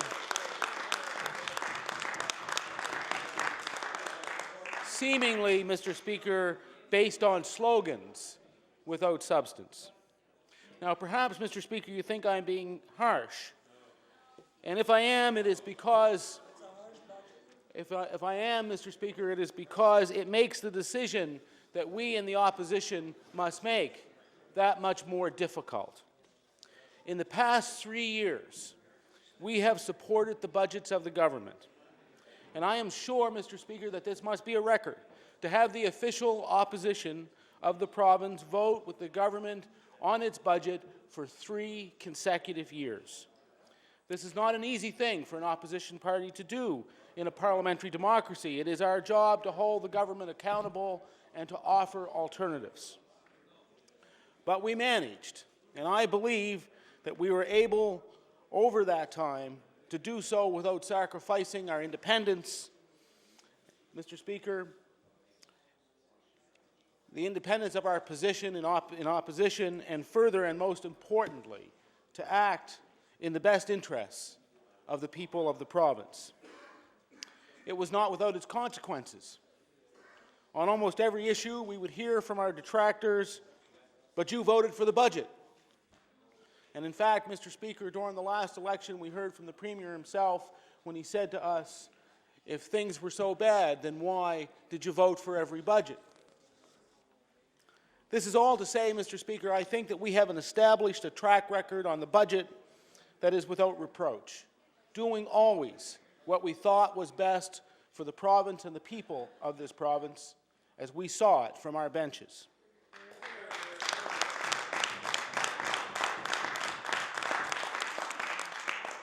And Mr. Speaker, I want to assure you that we are approaching this vote in the same manner. Let me begin by saying that the budget presents itself as balanced. That is to say that the expenditures do not exceed the revenues, including an amount that is set aside for the reduction of the capital debt of the province. This is the law in Nova Scotia. Budgets must be balanced. And I agree that this is what it should be. And in a province with a $12.3 billion debt, in a small province of our size, Mr. Speaker, this is as it must be. I note that some other jurisdictions have gone even further. In fact, there are jurisdictions that do not allow the government to budget more than 98% of its projected own source revenues. And they do this, Mr. Speaker, they do this because they do not want unexpected costs to drive the government's budget into deficit. Interestingly, and if my memory serves me right, if there is a surplus at the end of the year, the state, in this case, it's a state, I believe it's New Jersey, allows itself the flexibility to spend that surplus, but on a limited number of things. For example, roads and bridges, and for paying down the capital debt of in that case, the state. So, Mr. Speaker, the balanced budget is the minimum expectation that can be placed on the estimates presented for consideration. I want to make two observations about this for the House's consideration. I want to ask if the House actually believes that the budget is balanced. It is one thing for the sums to add up, but if the government knows in advance that estimates cannot be met or that there is a good likelihood that they cannot be met, then how are we to rely on the budget at all? In this case, Mr. Speaker, let's look at health care. I remember, and I am sure many do, the finance minister trumpeting the need for multi-year budgeting in health as a planning tool. Well, Mr. Speaker, there's no sign of that in this budget.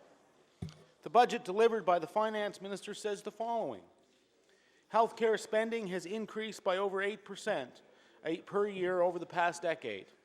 In this budget, we have to balance not only the needs within the health system, but also the competing and equally important needs of all government services. So this year, we have limited the increase in healthcare spending to 5.3%. Mr. Speaker, over the past number of years, the government has told us that health spending is too high. And this is something that I have heard from the interim leader of the third party as well. The government says that health care is out of control. And Mr. Speaker, the Liberals seem to agree. At 8% a year, they say that it will consume the entire budget, leaving nothing for other departments. I know that we have all heard this on many occasions. It makes you think, Mr. Speaker, that the health budget is developed in a vacuum. I have heard the government refer to wage costs as the single biggest cost driver, and yet wage settlements have been well below 8%.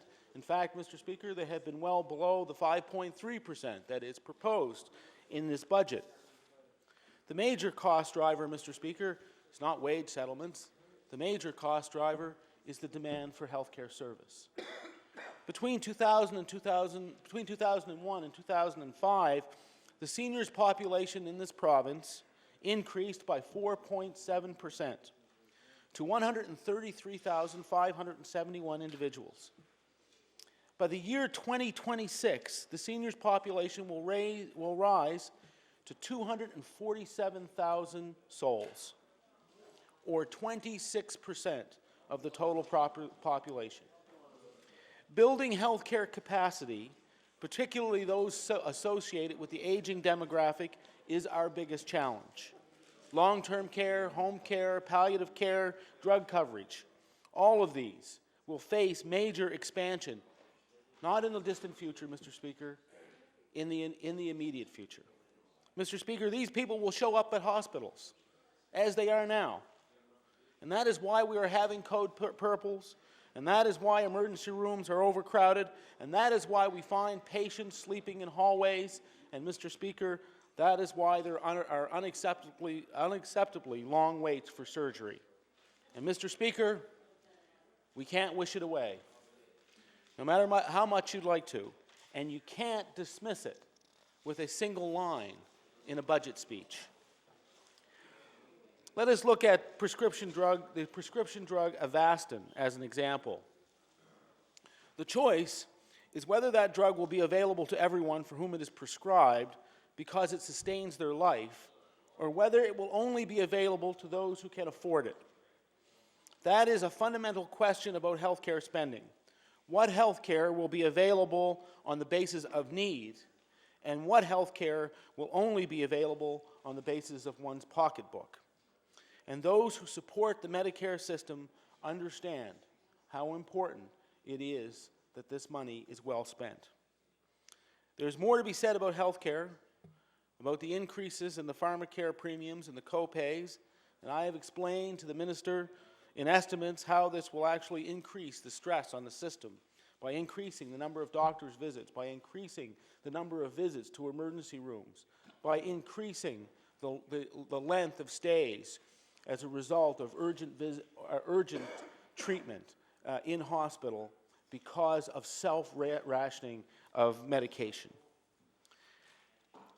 And, Mr. Speaker, as I explained to the minister, there are studies that set out that this will also mean an increase in mortality. And I must conclude that the government is satisfied with these outcomes. I am pleased that the government has recognized the need for respite care and adult day programs and the need to further support caregivers. But these measures in themselves are insufficient, and the need for long-term care facilities is not adequately dealt with. In pharmacare generally, the government decided not to keep its commitment made during the last election, and instead set up a bureaucracy without a program to deliver. This is true in respect to the province-wide colorectal screening as well. A line item in the budget speech, but no program. In the last election, the government told Nova Scotians, healthcare professionals such as doctors, nurses, nurse practitioners, technologists, and paramedics need the tools and the support from government to provide high-quality health care and to lower wait times. It is here, Mr. Speaker, that the biggest gap exists between what was promised and what was delivered. I addressed health care first for this reason, but now let us look at the areas that the government said it would focus its attention on. The first priority, the government says, was debt reduction. In fact, Mr. Speaker, it was virtually the very first thing addressed in the budget as read by the Minister of Finance. The government ignores the fact that the first real reduction in debt took place in the 2005-2006 fiscal year, when the debt was reduced to $12.239 billion. And that the first thing that this Premier did upon assuming the management of the government was to increase the province's debt by $190 million. Mr. Speaker, Schedule 22 of the overview of Treasury management contained in the government's budget says that even with the allocation in the budget against the debt, the closing balance at the end of the fiscal year 2008 will be $175 million greater than it was in fiscal year 06. Again, Mr. Speaker, that is part of the gap between what is said and what is done. In education, there is a $500 bursary to help offset tuition increases. Now, Mr. Speaker, grants to students instead of loans is an appreciated initiative, and I am pleased with this, but it is not a substitute for actual tuition reductions. Perhaps this will be addressed in the next round of discussions as the Memorandum of Understanding with the universities is negotiated. And at the same time, Mr. Speaker, the government will have to address the infrastructure deficit the universities are facing, and which grows every year that it is not addressed. In public education, there is little to note on issues with respect to children with special needs. The government may say that they have implemented the recommendations of the Special Education Implementation Review Committee, but it appears that they took away the money with one hand while offering it with the other, leaving classrooms without the intended new resources. Indeed, there is little mention of public education in the budget at all. We have all heard about the commitments broken to communities like Sydney, Glace Bay, and Middleton. And I will say again, these communities have the right to rely on the word of the provincial government. Because, Mr. Speaker, in the words of Robert Service, a promise made is a debt unpaid, and the trail has its own stern code. There are commitments with respect to safer communities, and also a volunteer firefighters tax credit. These were also commitments of ours, and they are part of a responsible budget. On economic development in rural areas, we are disappointed that Nova Scotia lags behind New Brunswick in respect to the provision of broadband services. And, Mr. Speaker, they will continue to do so for years to come. There is little here to encourage young people to stay in their own rural communities.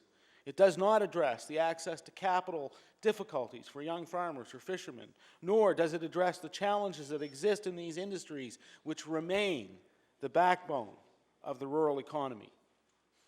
There is, Mr. Speaker, $250,000 in the budget for a Buy Local campaign, and I want to congratulate the Women's Institute for helping place this in the spotlight with their Buy Local challenge. I was disappointed, though, to hear the minister say that although the money was there, there was no plan in place to use it. So we shall have to wait and see where this takes us. I recognize that the government continues with the HST rebate, but at some point in time they must look to adjust the tax base and to take this out rather than continuing to show it as a rebate that can be stopped at any time. At the same time, this is not and should never have been considered a replacement for low-income energy assistance plans. I have always said that the removal of this tax was a question of tax fairness. It was not an energy issue. In respect to these matters I have enumerated, Mr. Speaker, we continue to have grave concerns. The concerns we express are those that have been created by the government, by their poor handling of these issues. Nova Scotians want positive leadership, but they find the Premier has failed to provide direction or vision. We will continue to bring forward good ideas and support the good ideas of others. We will continue to look for ways to improve life in Nova Scotia. My colleagues will now begin to speak on this bill, and I am listening to them, and I will also listen to the members of the third party, the people of my constituency, and the people of the province. People will know how we are going to vote on this bill and on the budget when the time comes for that vote. Our bottom line is the better deal for today's families and our judgment of how it can be best achieved. Thank you very much, Mr. Speaker.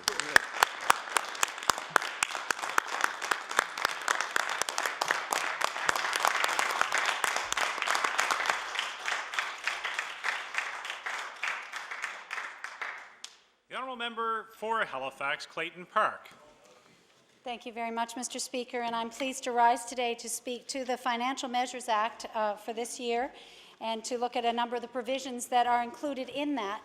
I had intended to keep my comments primarily to that rather than to the budget as a whole, because there are a great deal of individual clauses in this act.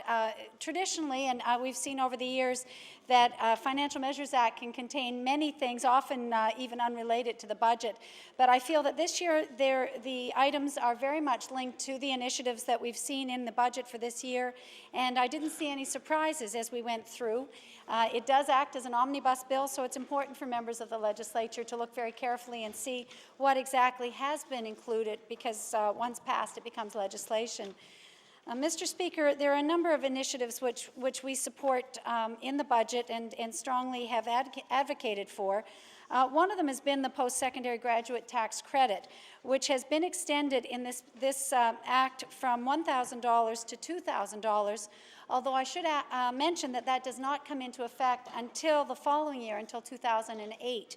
So there is a delay. It's only $1,000 for those students who've graduated in 2006 and 2007. But certainly an attempt by the government to advance this area. We know that New Brunswick has been much more aggressive in terms of offering a tax credit and trying to, provide incentives and show young graduates that there's a good reason to stay and make their home in New Brunswick. Now, and I think that as other provinces, I know that Manitoba's introduced this in Saskatchewan, it may become very much the standard fare across the country simply because other places are offering it and we need to be competitive. But for the moment, the government has made an effort to increase that somewhat. I see that, Mr. Speaker, far more as an economic development tool, or perhaps a retention of our workforce and our young people, much more than it is an educational tool, because it isn't going to do anything to address the high cost of tuition or the needs-based grants that have been missing in our system up to this point. And students are suffering under the need to simply find the money that's necessary to attend university in Nova Scotia. So I know that that is a priority for our party, to find ways to reduce the cost and to help particularly those students who are in the most need. There's certainly many that require a hand, and perhaps larger student loans. And there's also the issue of some not being able to get student loans, but whose parents cannot pay the large differential because of our high tuition costs. So there's a need to adjust perhaps the amount of money that's available, or allow them to receive financial aid or tuition support through the student loan program, regardless of their parents' income. And that has been a bill before the House which the Liberal Party has put forward. And the reason being that we believe students are adults and should be treated in their own right for receiving student loans. We all know as MLAs there are cases and anomalies where parents will not provide for their children, and yet the children are really held hostage for about 4 years after finishing high school until they can be regarded as independent. So that's a concern to us as well in the education field. I know the issue of infrastructure at our universities has been mentioned, and over the last year I've had an opportunity to speak to the universities and to CONSUP, their association of university presidents, and they would like to see a solution brought forward, perhaps even one that they have worked out.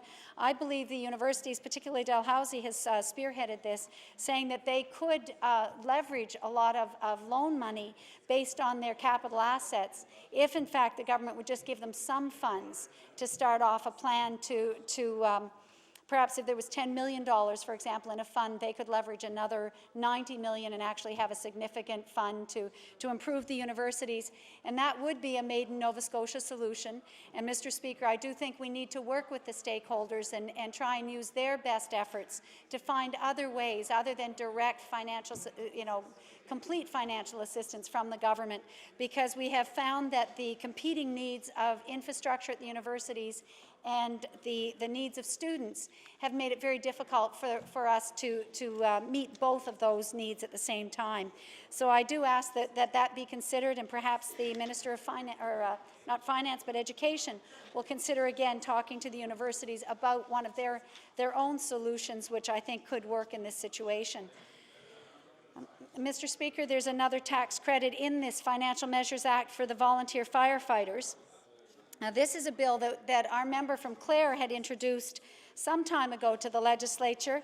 In fact, in our bill, it had called for a $1,000 tax credit to the men and women who serve as volunteer firefighters in the many, many communities across our province. Without them, the families living there and the businesses located there would have no security and no insurance, because without a fire department, you cannot have insurance to stay in business. So the work they perform is not only for the personal security, but also for the financial and operating security of the commercial and homes and businesses in those areas. The credit that's being proposed is for only $250 in this first year, but we do see it as a positive sign that there's a recognition of the role of these volunteer firefighters, and it's a step in the right direction. It rises very slowly in this, as outlined in the Act, to $375 in 2008, and by 2009 we get to $500 tax credit.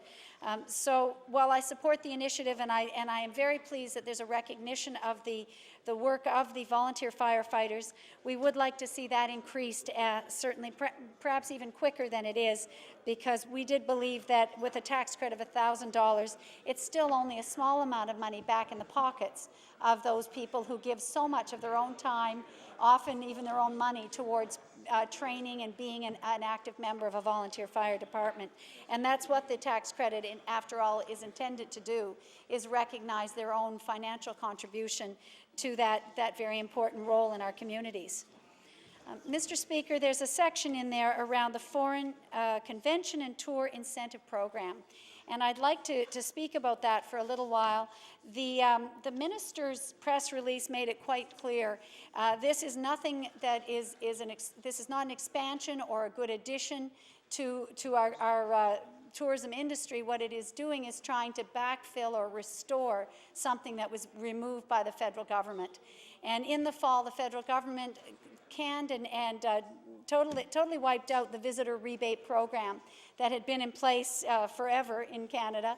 In fact, of all the OECD countries, Canada will now be the only country in the OECD that does not offer a visitor rebate program, which will provide visitors and travelers to Nova Scotia the repayment of the value-added tax, and in this case the HST in Nova Scotia.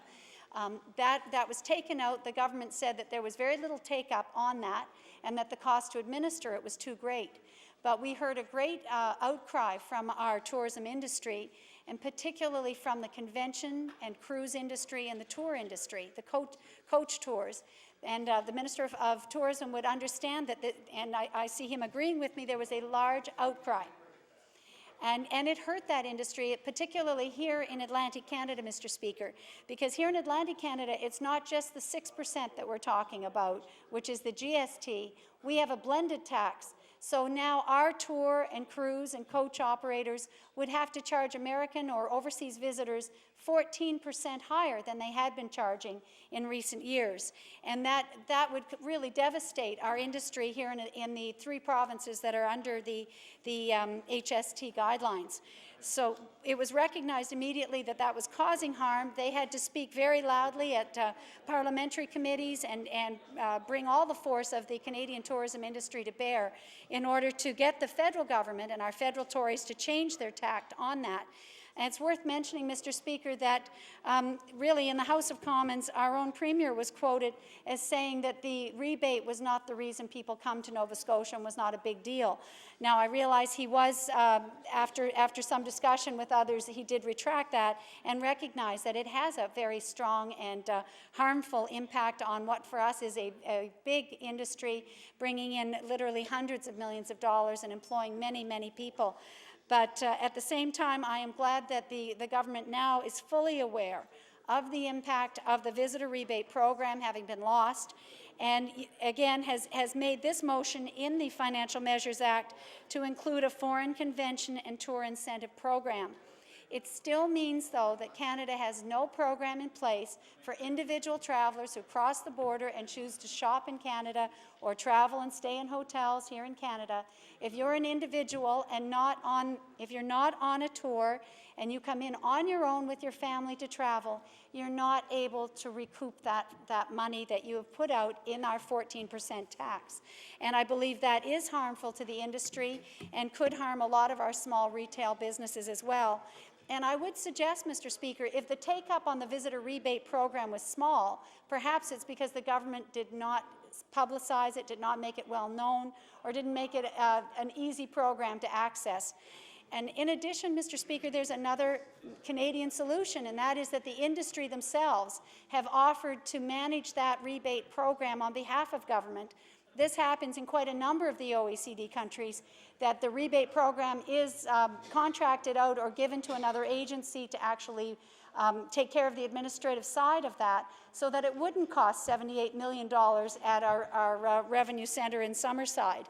You know, that is a high cost to administer, and I'm sure that industry could do it at a fraction of that cost and still offer that benefit so that we can be competitive with our other neighbors, you know, around the world, the other developed countries.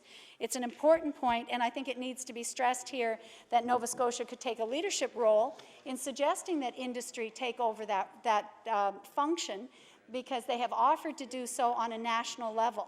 And that would save the government of our federal government some money and would allow us to reinstate the program completely. So perhaps the Minister of Tourism and Culture would consider that, taking forward the issue and working with his federal counterparts to see the industry take over that program, because in my reading I see them more than willing to do so.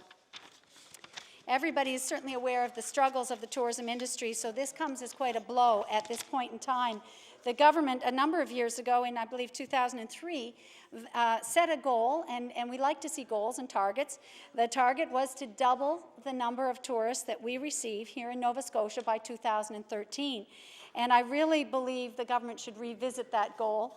We're at 2007, and the numbers, instead of growing in those 4 years, have been declining. And we are not on the right track to expanding and certainly nowhere near doubling our numbers by 2013. I know there's a lot of work to be done with the industry to turn that around, but I do believe that we should be talking about goals that we're on track to meet. And the more years that pass without us advancing that target, the more difficult it will become, Mr. Speaker, and then they become meaningless. So I think that perhaps the date should be changed or a plan should be revealed that's going to get us to the 2013 goal of doubling our number of visitors. Mr. Speaker, the Freedom of Information and Protection Act has been amended in terms of the fees that we charge, and that's also here in our Financial Measures Act. We support that and have over the years strongly called for the government to amend that. 2002 was the year that the fees were increased dramatically. And you will remember, Mr. Speaker, that at the same time, only a couple of years ago, we were noted as the province in Canada that was the most secretive. In fact, we won an award for that, which was a rather dubious award. I can't remember the exact word for it, but basically being the most secretive of all provincial governments and making information difficult to access. And for that reason, I think, it was called the Code of Silence Award, Mr. Speaker. It's been pointed out to me. And I think that that was something that we were quite ashamed to receive as a province, to know that our province was the least open for providing information and helping members of the public find out some of the information they need to know about the activities of government, which, let us remember, are the activities that we conduct on behalf of the people of Nova Scotia. So we had this dubious award, and we had a doubling or more of the fees. And in that time, our numbers of applications, quite predictably, dipped significantly, Mr. Speaker. Can I get some more water? Thanks.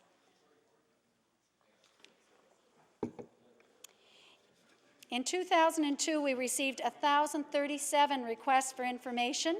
And I should mention this does not include our DHA's University School Boards